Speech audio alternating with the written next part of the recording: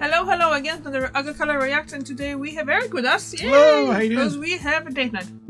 Yeah, hey, have fun. Yeah. And we're watching?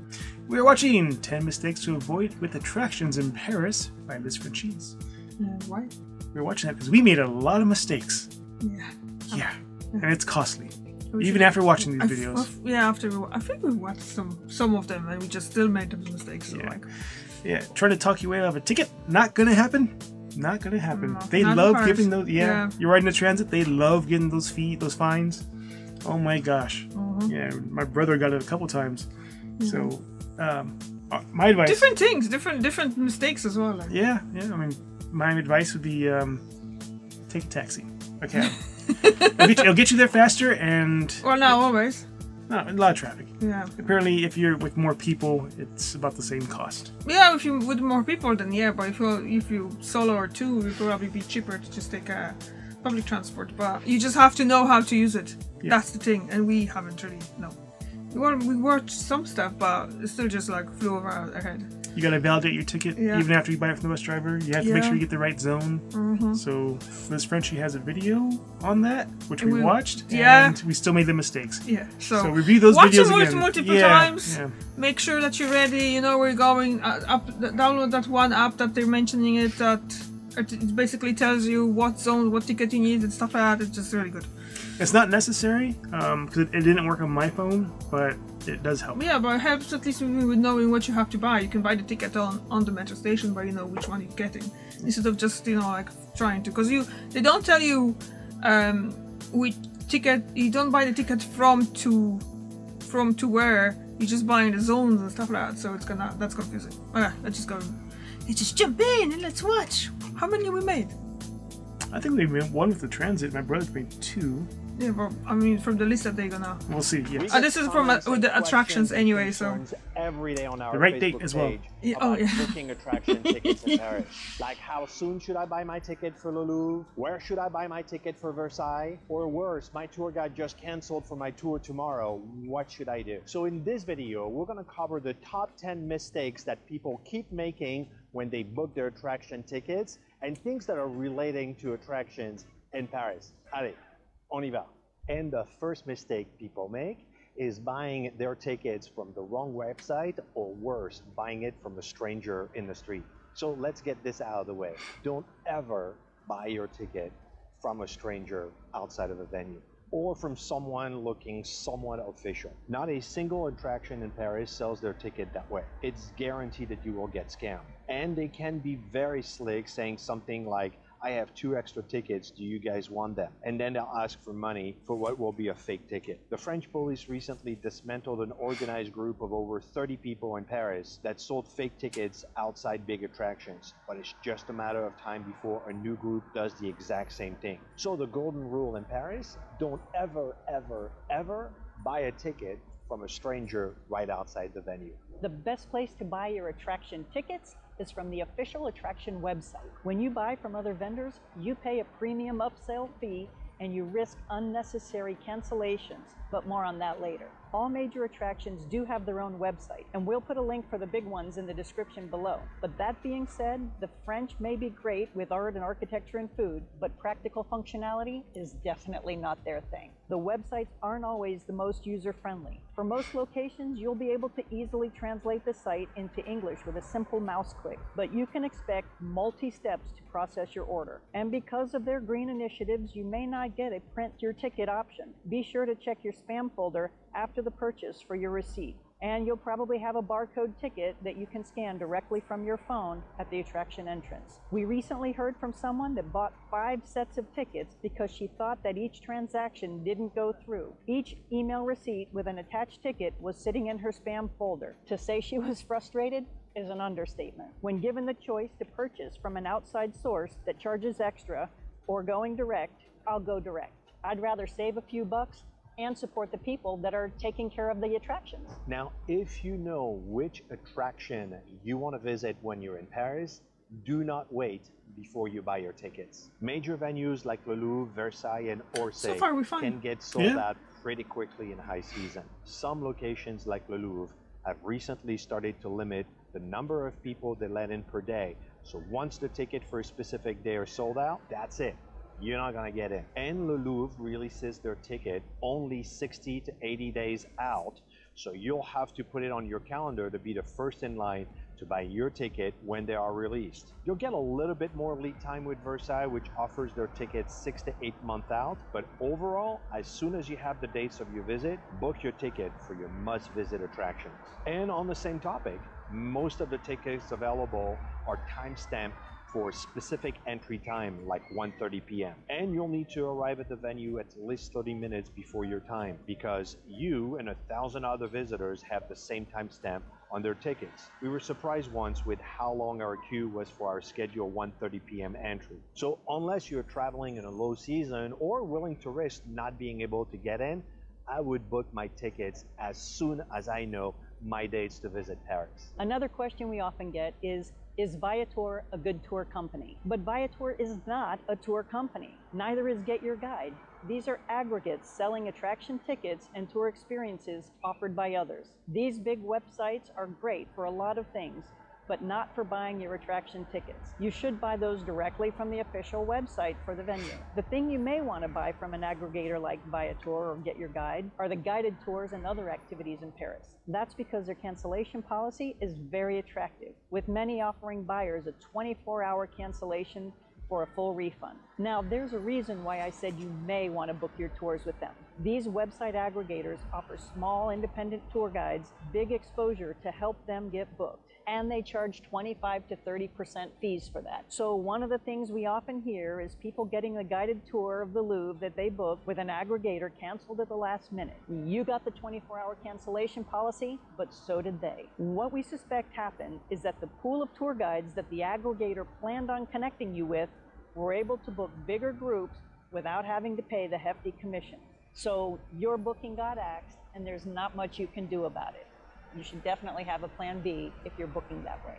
Another thing that can go wrong with the attractions is not wearing the right thing. Now, I know you're in Paris and you want to look fabulous, especially for those pictures. But remember that the Louvre is 9 miles of galleries and 3 buildings covering 4 floors and lots of stairs and hallways. And Versailles is also enormous, with cobblestones and dirt paths through the gardens. And trust me, the glamorous shots of fashionable ladies climbing the Eiffel Tower, those are fake. You don't want to do that. You're much better off in sneakers than heels or fancy shoes. And if you're traveling in the hot summer months, remember that kings of France did not design the Louvre or Versailles with air conditioning. It's just plain hot. Plan on light cotton or linen clothes and comfortable shoes. So many people in there.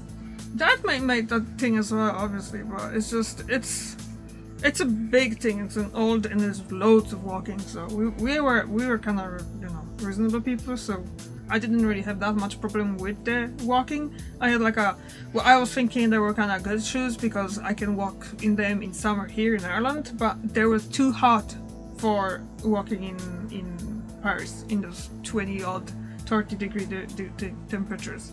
It's just something like really light. I usually don't wear sandals, but I was looking for getting some sandals at the end of our trip there because it was just like impossible to walk. It was just too hot. Indeed. Well, those shoes you wear can be blisters, so. Yeah, some of them did, but not all of them though. Yeah, but they were just like little ballet shoes, and they were still too hot to me. I was thinking they would be fine. You need some proper walking shoes. You're gonna do a lot of walking. Yeah, but in proper walking shoes that are, let's say, walk over here, they would be way too hot than the other ones. Yeah. I'd be roasting in those things. Like my feet wouldn't get blisters, but they would be roasting in it.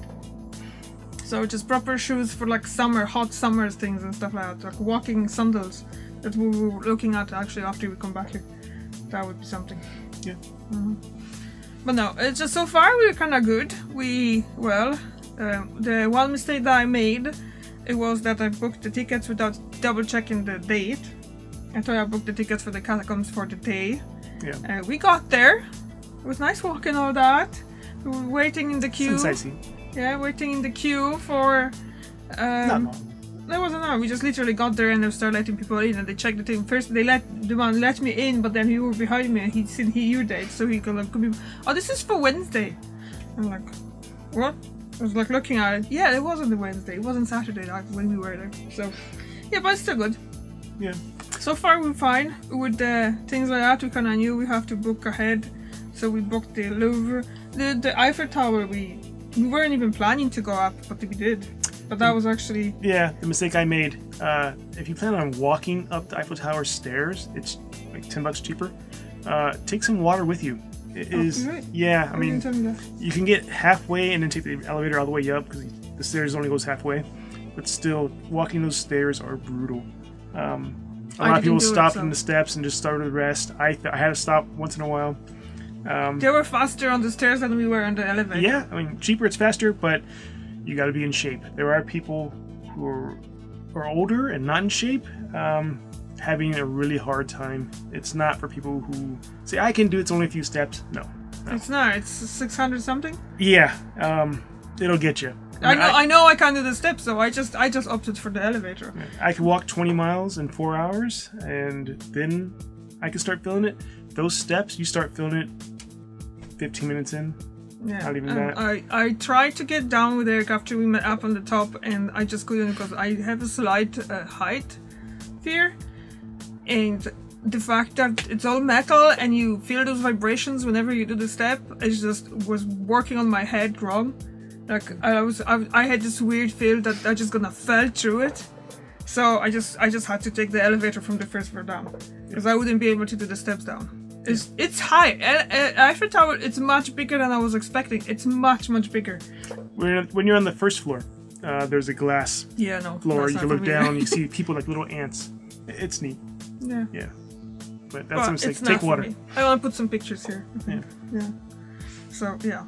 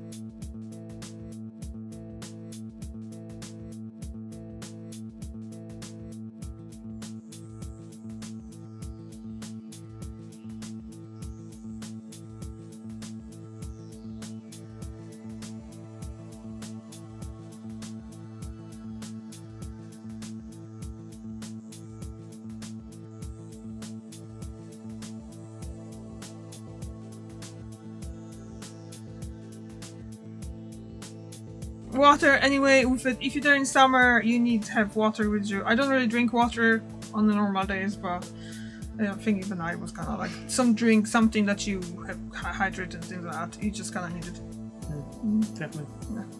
And what they were talking about? I don't know. We should continue. Yeah, okay. You can still look fabulous without sore feet or dripping in sweat. Finding a great guide in Paris can be very challenging, so we've put a page on our website listing all our favorite guides for things like Le Louvre, Giverny, or Versailles. There's a link in the description. Check it out and see if there's the right guide for you. The next mistake that people make is missing an attraction they booked because they overslept. And I totally get that many people want to hit the floor running when they arrive in Paris. The adrenaline and excitement is palpable for many folks. But if you don't manage yourself, jet lag will rear its ugly head on day 2, and getting out of bed for your 9 a.m. guided tour will feel like torture. When we land in Paris, the first thing we do is we take a power nap to take the edge off. And if it's your honeymoon, you can take a naughty nap. Get some rest, and then you'll visit. Then go for a walk, wander in the streets of Paris, grab a light dinner in a cafe, and go to bed early. But even though it's a long day after what was probably a sleepless night on the plane, try to push yourself to stay up until at least 9 p.m. That will help you acclimate to the French time on day 2. Still, we don't recommend buying tickets or booking a guide first thing in the morning on the second day. Take a leisure morning, walk the streets of Paris, see some sites that don't require tickets. Too many people have overplanned this and were disappointed and wasted a lot of money. Another mistake people make is not taking advantage of Paris Museum passes. Paris offers two different kinds of pass, the Paris Museum Pass and the Paris Pass, and these are perfect for people who want to see lots of stuff while they're in town. We'll put a link to the description below so you can check them out and see if it's a good fit for you. Earlier this year, we did a video where we tested the 48-hour Paris Museum Pass and visited as many as we could to see if it was worth it. We actually saw 8 museums in 48 hours. The bottom line is, if you're planning on bouncing from one attraction to the next during your stay, then the pass is a great deal. Now, the Paris Museum Pass is run by the city and offers mostly museum access. They offer a 2-, 4-, and 6-day pass. They give you access to all the Paris museums, including the Louvre, Versailles, or Orsay, but also monuments like the Arc de Triomphe. On the other hand, the Paris Pass is run by a privately owned company, and it actually includes the whole Paris Museum Pass and all that goes with that, but also river cruises, hop-on, hop-off buses, and other activities as well. And they have a 2-, 3-, 4-, or 6-day pass available. The more days you buy, the more you save, and the busier you are, well, the more you can see. But both passes are great ways to maximize all you can do in the City of Lights. The next mistake is overscheduling your itinerary. We've heard it from many people that they end up only doing half of their itinerary because life happened. For Paris, we recommend only one big attraction per day with time-stand tickets and to relax and wander for the rest of the day. For example, visit Le Louvre in the morning and just wander for the rest of the day and visit places that don't require tickets like Place des Vosges, Palais Royal, or Montmartre. Visiting Paris should include things like getting lost in Le Marais for a few hours, sitting at a café terrace and people watch, or just take a casual stroll in Le Jardin du Luxembourg. We've discovered so many cool places and hidden gem restaurants that way. That's how we discovered La Jacobine restaurant about 15 years ago, by taking a left instead of going straight. Another mistake that many tourists make when visiting Paris is trying those restaurants that are right near the major tourist attractions. Granted, they have a really nice view, but after 3 years in Paris, I have yet to find or hear about a great restaurant near a major attraction. Those big Paris cafes are very enticing, but you'll pay exorbitant prices with crappy service. Did some of those stink? Not the best No, that's food from in Metro. town, and you'll probably find some scams with hidden minimum We were there, credit card didn't stink. charges This or is really waiters warm. demanding tips. The worst restaurants and cafes we know are all around major attractions. Just walk another 5 minutes and you'll discover all kinds of hidden gems serving amazing food at very affordable prices. As a matter of fact, the best restaurants we've ever found in Paris are on the small side streets, and you can find them not too far from big attractions. And if you're interested in knowing where to eat in all of these places, we put together a guide with 125 of our favorite spots all around Paris, arranged by arrondissement, so you'll know where to go close to where you're going to see things. And last but not least, another mistake that people make is not doing research and knowing exactly what they want to see when they're in Paris. And what's worse than coming home from your dream vacation and finding out about things you would have loved to see or do? You can avoid the "I wish I knew" that feeling just with a little bit of homework in advance. Imagine how much more you would enjoy Le Louvre. We missed this one. You know what the top In Louvre some way.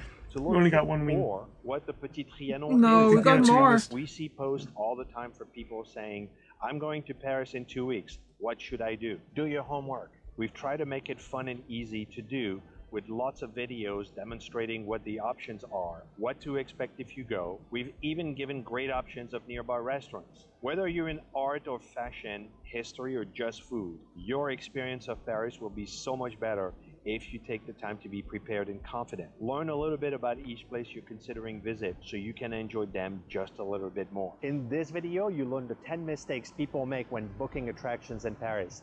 Next, I would watch this video about ways that people waste money when they're in Paris. I don't think I wasted that much money in Paris. No, not at all. You are going to need sunglasses. Luckily, you can find some for like 15 euros. Mm-hmm. What do you think? Well, we didn't make that many. Yeah, not too bad. Not too bad. There was could have been worse. Could have been worse. Like the thing about validation, you have to remember that if you buy a ticket from the driver in the bus, you still have to validate it. It's not automatically validated. Well, I should know as a Polish person because you have to do it the same thing in Polish buses, but I haven't really used them for years. You gotta do the same thing in light rail or in California. You buy your ticket and you validate it. Oh yeah, so It's not just me then. No, it's everywhere. The other thing was double check the dates. For some reason, I booked the tickets for the catacombs on the day. I was thinking it's for the day, but it was actually for the day, like 4 days ahead. I just didn't. I was actually tired. I was just tired because that was just on the day when we arrived. So basically, I just didn't really pay attention. I was just too tired to pay attention to it. Usually, I double and triple check everything, and this time just no. So, and none of us actually noticed that those tickets were for wrong days. We got there and then said, hey, wait. Unfortunately, with the catacombs, I'd recommend you don't eat your breakfast first. Because I got there. No, you eat breakfast that you know we're not going to be bad for you. We ate in a different place this time. And the eggs were extremely runny, but delicious. And when we got to the catacombs, my stomach was working its way around, and And Eric haven't the eggs were extremely runny. So I had to run through the catacombs out there. Said, oh yeah, that's great. Oh, look at that skeleton. Great, okay, let's go. Yeah, all right. Where's the bathroom? And Mishka took her time, or his brother took his time. I rushed through it. So yeah, did you see anything, or did you just literally run? I was looking for arrows for the exit. Oh, like, so nothing really. Get out of the way! Would you like to do it again if you go again? No, I've seen it. It's. Yeah, I was kind of underwhelmed. Yeah, I was like, yeah, okay, some calcium deposits, great, awesome. Yeah. Right. So, I mean, it's all depending on the history is interesting. I listened to all of those because you get like a guide, the audio guide, and I listened to all the stories that they had there and stuff. That was interesting, but I wouldn't be doing that again. Yeah. I've seen it once. It's a one-time thing. Eiffel Tower, maybe a second time. Maybe, yeah. I wouldn't mind seeing it at night. Mm. Yeah, we were there during the day. For the sunset? Yeah. It's crowded up there. It's very crowded. Oh yeah, it was the amount of people there. It was massive. Yeah. And it's bigger and taller, but the top is quite smaller than I was thinking. Although there's something there, I totally forgot. There's this like the different things showing there. That the reason why Eiffel Tower is still standing is because that the designer put all those measurement pieces and stuff like that on top, and they're still there. But and this is kind of like like you can see them, things like that. But I totally forgot about them when I was there. I think the fact was as well that we were on that day we were with the bigger group and like with Eric's family, and we just kind of got split all together, and it just got kind of confusing. Everyone did their own thing. Yeah. My brother went to Disneyland. He said it was if you go to Anaheim, then that's my best bet. I've never been to Florida, so. But Tokyo, I wouldn't mind. I wonder if they have like a Gundam Mickey. That'd be cool. Yeah. But anyway, our experience in Paris, it's really good, and we definitely want to go back. They don't want to come back here. It is one of those holidays you want to stay and you want to live there. Yeah. I mean, its city is amazing. It's beautiful. It's just awesome. Yeah. Like it's something that I would really want to do it. I would like to eat some more French food there, and I'm not even that big for the French food. It's expensive. I wouldn't say it's that expensive. Yeah. You guys heard of Five Guys? That's not French food, though. That's not French food. It was made in France by French people. It's French food. Anyways, Five Guys, 4 people, $100. You're spending 100 euros. Yeah, but then we eat in the previous night, and we ate in the restaurant. Yeah. That was like a French and North African food, and it was delicious. I think. Yeah. The thing that I ordered anyway. Don't be wrong. The burger was delicious. $25 per person. Yeah. But that restaurant, which one? Five Guys. Yeah, Five Guys. You're talking about Five Guys. I'm talking about the other restaurant. Yeah. So the other, the French restaurant was actually, and it was much cheaper. How much did you pay there? At Five Guys? No, in the other restaurant.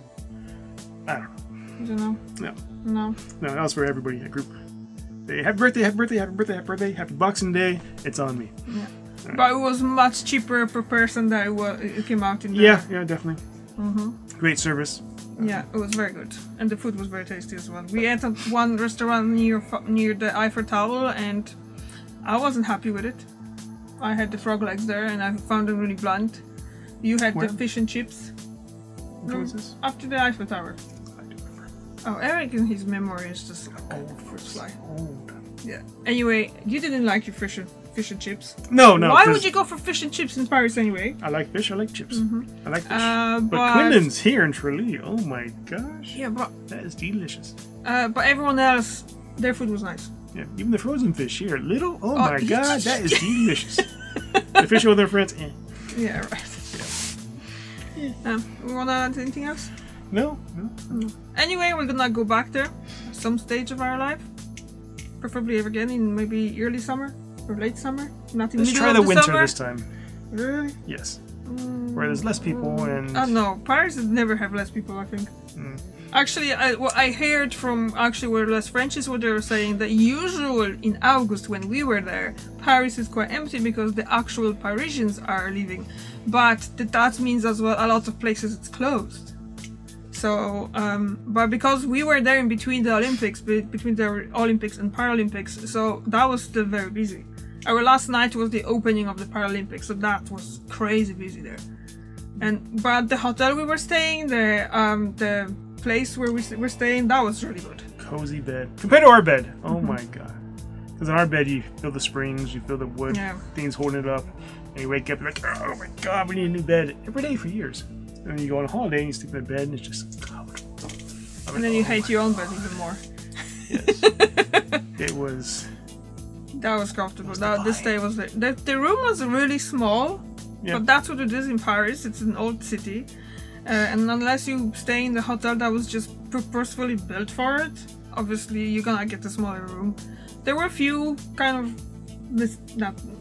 I mean, there was something that wasn't really for us. It wasn't a big problem, like folding up the piece of that card reader that was falling out. Oh yeah. The door were so tight put in that I sometimes had trouble with actually opening them. But that's pretty good. I had to unlock the door to close it because it kept getting jammed on the wall. So it was like, if you ever seen SpongeBob, you know when you get the ships, it's a little more, and it's dragging against the walls. That's how it was with our door. So I had to unlock the door and open it and then close the door and then make sure it's locked. The place was the location was great, the people there were very nice, the breakfast was delicious. It was the bed was great. The shower were kind of strange because it had it had two levels of where to put the shower head. You did it here, that was like literally at that height for me, or really high when it's just like I couldn't reach. So it's good for tall people. But if you go to breakfast, this is something we wish we did when we first got there. So you offer this honey in a jar, about that big. You can easily take them home. So if you collect jars, get the honey every time you have breakfast. The yogurts were in jars as well. Yeah, but they were big. These little tiny jars with a lid. But I'm just saying, it was all in jars, and so it's just reused and stuff like that. So it's not plastic all the time. And the honey was very nice. It's orange blossom honey. Definitely. Yeah, the coffee was very nice. The eggs were very nice. The sausages were very nice. Actually, everything there was nice. It was one of those machines. Yeah. They have an LED screen. There was just nothing. select your coffee, and it starts, doing its thing. There was nothing about that breakfast. I mean, there could be more choice, I think. But for me, for someone who doesn't eat breakfast every day, because I don't, that was just perfect choice. Because that wasn't too much. I don't eat that much at once. So just like one sausage, a scoop of eggs, some bread. That bread was delicious. That was so nice. And then another slice of bread with maybe honey or jams, because they have maman jams as well. They were tasty too. So that was great. In general, the whole trip was really good. Definitely something to do again. See more things as well. Yeah, we didn't see everything. I don't think 30 years would be enough to see everything in Paris. True. Yeah, because after we come back, I watched some, because obviously we did the research and stuff, so I started getting a lot of recommendations about Paris and stuff on YouTube. And there's this girl, and she's shown so many other things that I haven't even know about. That looks really awesome. Not main stuff that you have to see, but a lot of museums that you still want to see, like the Monet Museum. Yeah, there is a few museums that when we got back I saw some videos like, oh my god, we didn't see that one. So it's definitely a multi-trip place. Yeah, or a very long time. Just live there. Just live there. Just live there. Yeah. Win the lottery. That's we're gonna move first. Yeah. All right. Anything else? No, that's it. Thank you very much for watching. I'll see you tomorrow and see you next week. Yeah. Bye.